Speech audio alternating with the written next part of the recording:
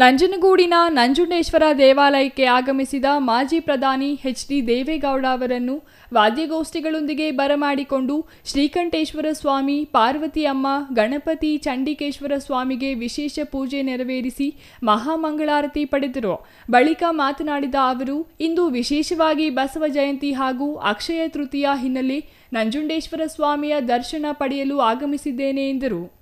ನಿನ್ನೆ ಸಾರಾ ಮಹೇಶ್ ಮಗನ ಮದುವೆಯ ಕಾರ್ಯಕ್ರಮಕ್ಕೆ ಮೈಸೂರಿಗೆ ಆಗಮಿಸಿದ್ದೆ. ರಾತ್ರಿ ಮೈಸೂರಿನಲ್ಲಿ ಇದ್ದು ಇಂದು ಬೆಳಿಗ್ಗೆ ನಂಜನಗೂಡಿಗೆ ಬಂದಿದ್ದೇನೆ. ಶ್ರೀಕಂಠೇಶ್ವರ ಸ್ವಾಮಿ ದೇವಾಲಯ ದಕ್ಷಿಣ ಭಾರತದಲ್ಲಿ ಅತಿ ದೊಡ್ಡ ಪುರಾತನ ದೇವಾಲಯವಾಗಿದೆ.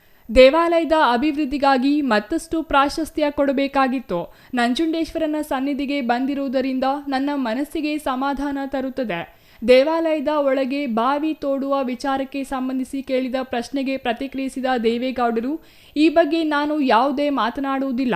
ಕರ್ನಾಟಕದಲ್ಲಿ ಇಂದು ನಮ್ಮ ಸರ್ಕಾರ ಅಸ್ತಿತ್ವದಲ್ಲಿಲ್ಲ. ಆದರೆ ರಾಜಕೀಯ ಬಂಡಿ ತಿರುಗುತ್ತಲೇ ಇರುತ್ತದೆ. ಮುಂದಿನ ದಿನಗಳಲ್ಲಿ ಏನಾದರೂ ಬದಲಾವಣೆಯಾದರೆ ಒಳ್ಳೆಯದನ್ನು ಮಾಡಲು ಸಾಧ್ಯವಾಗುತ್ತದೆ. ದೇವಾಲಯಕ್ಕೆ ಬಂದಿರುವ ಕಾರಣ ರಾಜಕೀಯದ ಬಗ್ಗೆ ಯಾವುದೇ ಮಾತನಾಡಲು ಬಯಸುವುದಿಲ್ಲ ಎಂದರು. Kumar, CTV news, Nanjangud.